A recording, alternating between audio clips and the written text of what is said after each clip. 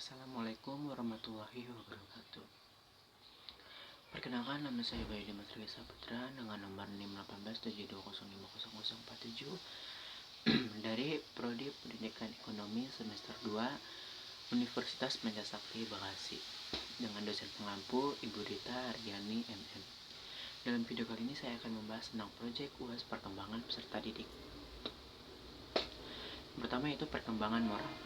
Pengertian moral menurut Gunarsa adalah rangkaian nilai tentang berbagai macam perilaku yang harus dipatuhi.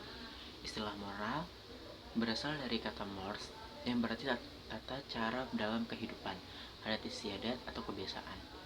Menurut Schaeffer, adalah kaidah norma dan perantara yang mengatur perilaku individu dalam hubungannya dengan masyarakat dan kelompok sosial. Tahap perkembangan moral. Tingkat penalaran prakonvensional. Pada penalaran prakonvensional, anak tidak memperhatikan internalisasi nilai-nilai norma penalaran moral dikendalikan oleh imbalan atau hadiah dan hukuman eksternal. B. Tingkat penalaran konvensional. Pada tingkat ini, internalisasi individual ialah mencegah seorang menanti standar-standar tertentu, tetapi mereka tidak menaati standar-standar orang lain, seperti orang tua atau aturan-aturan masyarakat. C. Tingkat penalaran pasca konvensional. Tingkat ini ialah tingkat tertinggi dalam teori perkembangan moral Kohlberg. Pada tingkat ini, moralitas benar-benar diinternalisasikan dan tidak didasarkan pada standar-standar orang lain. Seseorang mengenal tindakan-tindakan moral alternatif, menjajaki pilihan-pilihan, dan kemudian memutuskan berdasarkan suatu kode moral pribadi. Faktor yang mempengaruhi perkembangan moral. Yang pertama, perkembangan kognitif umum.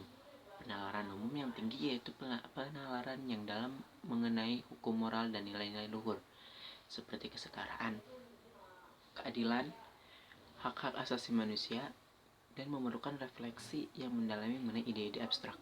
Contohnya, anak-anak secara intelektual berbakat umumnya lebih sering berpikir tentang isu moral dan bekerja keras, mengatasi ketidakadilan di masyarakat, lokal maupun dunia secara umum ketimbang teman-teman sebayanya. B. Penggunaan rasio dan rasional. Anak-anak lebih cenderung memperoleh manfaat dalam perkembangan moral ketika mereka memikirkan kerugian fisik dan emosional yang ditimbulkan perilaku-perilaku tertentu terhadap orang lain. Menjelaskan kepada anak-anak alasan perilaku-perilaku tertentu tidak dapat diterima dengan fokus dan perspektif orang lain dikenal sebagai induksi. Contohnya, berpusat pada korban induksi membantu siswa berfokus pada kesusahan orang lain dan membantu siswa memahami bahwa mereka sendirilah penyebab kesalahan tersebut. Perkembangan kepribadian.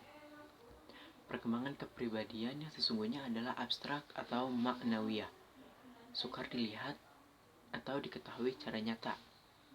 Yang dapat diketahui adalah penampilan atau bekasnya dalam segala segi aspek kehidupan.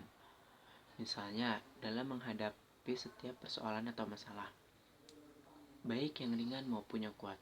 Orang awam dengan mudah mengatakan bahwa seorang itu punya kepribadian yang baik, kuat dan menyenangkan. Sedangkan ada pula orang yang menyatakan bahwa mempunyai kepribadian lemah, tidak baik atau buruk dan sebagainya. Sehingga dengan orang lain, pribadi atau kepribadian itu dipakai untuk menunjukkan adanya ciri-ciri khas yang ada pada seseorang.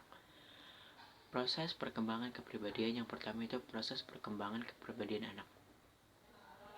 Pendidikan langsung melalui penanaman pengertian tentang tingkah laku sebagai pribadi yang sudah dan benar atau tidak dan buruk oleh orang tua, guru, atau orang dewasa lainnya.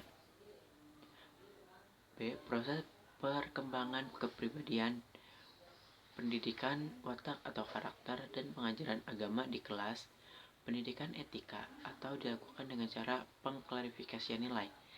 Dewey menyatakan bahwa pada dasarnya tujuan pendidikan adalah mengembangkan kemampuan intelektual dan moral.